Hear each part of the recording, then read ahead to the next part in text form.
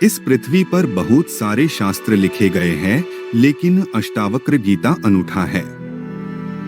वेद और उपनिषद भी इसके सामने कमजोर लगते हैं। गीता में भी ऐसा गौरव नहीं है जो अष्टावक्र गीता में है।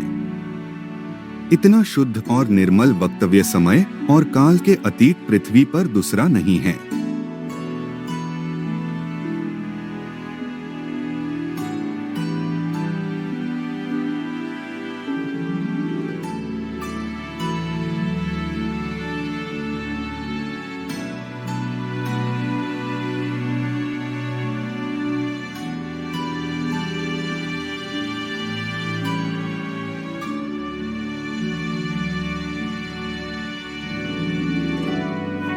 एक दिन ऐसा हुआ कि महर्षि कहोड़ वेद के किसी मंत्र का उच्चारण बता रहे थे। तभी सुजाता के गर्भ से आवाज आती है, आप गलत मंत्र को पढ़ा रहे हो। इतना सुनकर महर्षि कहोड़ को गुस्सा आ जाता है और वह अपने अजन्मे पुत्र को ही श्राप दे देते हैं कि जाओ तुम 8 जगह से टेढ़ा पैदा होगे।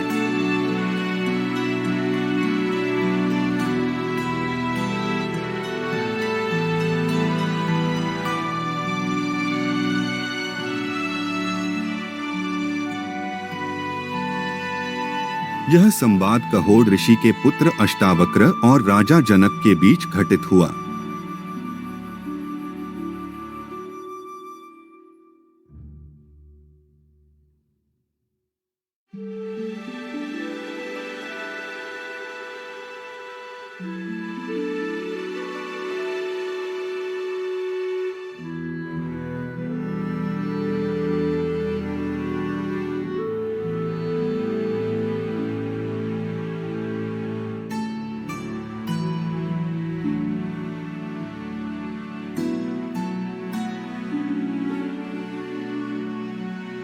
जब जनक राजा के दरबार में विशाल शास्त्रार्थ रचा गया, तब महज अष्टावक्र 12 वर्ष के थे और उनके पिता वंदिन नामक पंडित से करीबन हार चुके थे। जनक राजा ने विजेता को बहुत बड़ा इनाम रखा था। जब अष्टावक्र अचानक से दरबार में पहुंचे तो सब पंडित उसका 8 अंगों से टेढ़ा मेढ़ा शरीर देख के हंसने लगे। अष्टावक्र भी हंसने लगा तो राजा ने कहा, तू क्यों हंस रहा है? तो उसने कहा, मैं इसलिए हंस रहा हूँ कि इन चमारों की सभा में सत्य का निर्णय कैसे हो रहा है। पूरे दरबार में ये सुन के सन्नाटा छा गया। सम्राट ने पूछा, तेरा मतलब? उसने कहा, इनको सिर्फ मेरी चमड़ी ही दिखाई पड़ती है, मैं दिखाई नहीं पड़ता। राजा जनक काफी प्रभावित थे ये सुन के।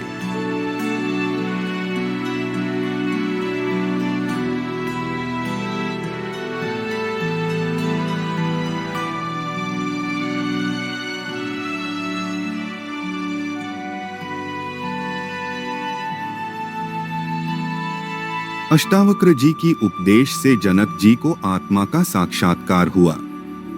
तब राजा जनक जी अपने चैतन्य स्वरूप बोध को प्रकट करके कहते हैं कि आश्चर्य कि मैं लोगों के समूह में भी दूसरे को नहीं देखता हूँ, वह भी निर्जन ही प्रतीत होता है। अब मैं किससे मोह करूं?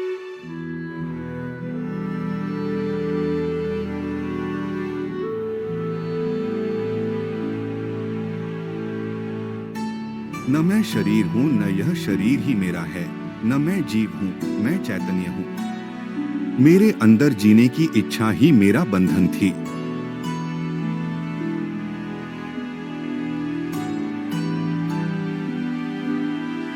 आश्चर्य, मुझ अनंत महासागर में चित्तवायु उठने पर ब्रह्मांड रूपी विचित्र तरंगे उपस्थित हो जाती हैं।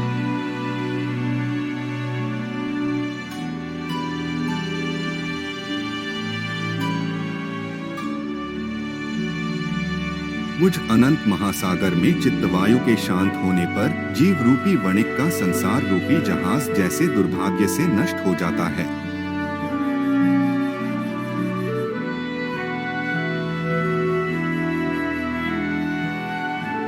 आश्चर्य, मुझ अनंत महासागर में जीव रूपी लहरें उत्पन्न होती हैं, मिलती हैं, खेलती हैं और स्वभाव से मुझ में प्रवेश कर जाती हैं।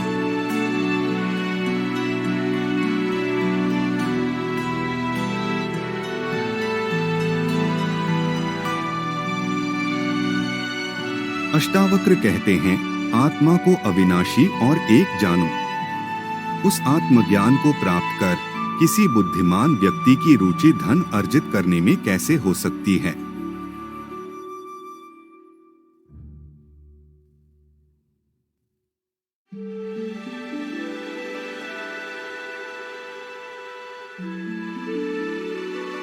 स्वयं के अज्ञान से भ्रमवश विषयों से लगाव हो जाता है, जैसे सीप में चांदी का भ्रम होने पर उसमें लोभ उत्पन्न हो जाता है।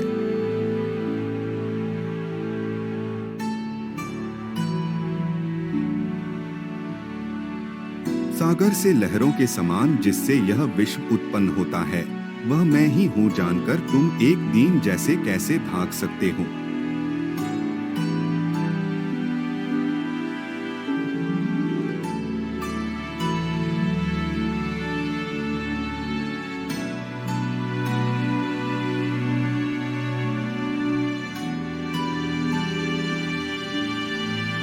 यह सुनकर भी कि आत्मा शुद्ध, चैतन्य और अत्यंत सुंदर है, तुम कैसे जन्मेंद्रिय में आसक्त होकर मलिनता को प्राप्त हो सकते हो।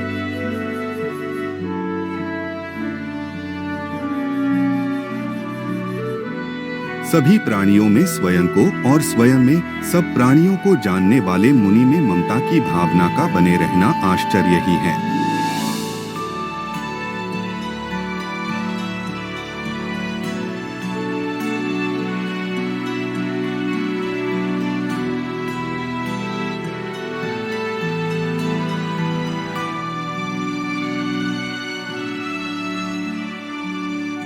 अगर आपको यह चैनल पसंद आया हो तो कृपया इसे सब्सक्राइब करें, शेयर करें और कमेंट करना ना भूलें।